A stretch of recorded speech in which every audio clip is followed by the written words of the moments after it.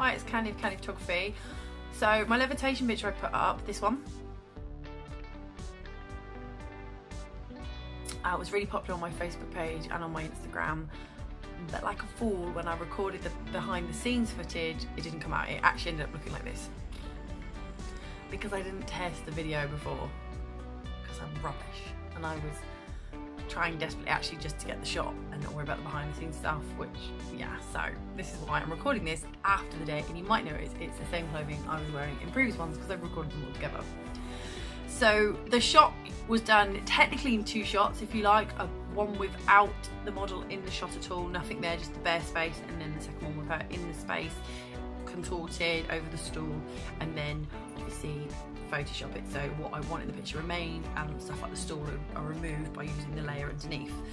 I did use natural light, so a top tip is if you are going to use natural light, you need to be super careful that the light is consistent, which is ideally sort of probably clear skies, midday, when the sun's at its highest, I guess, because obviously at sunset it's going to be rapidly decreasing in light, and at sunrise it's similar. So somewhere in like that way, it means contrasting, but if you notice I had drapes that kind of diffused the light further, or have a dappled window as well, which diffuses it even more, which meant it was pretty constant for me, but I had to work quickly.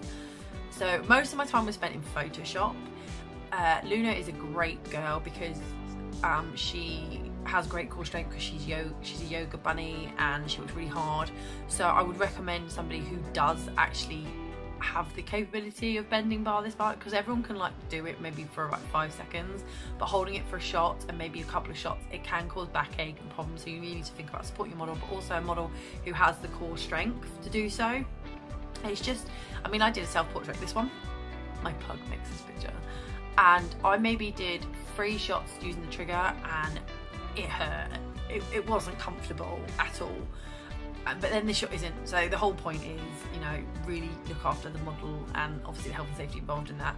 So choose a model who is competent to do it. I found that those that do flexible training or flexibility training are probably the best. Luna's very fabulous at stuff like that, so she was a natural at this and I really loved it. It does remind me a little bit of Zool. And we did some darker costumed, and then one that was more stereotypical, sort of fairy tale, like Wendy going off to meet Peter Pan.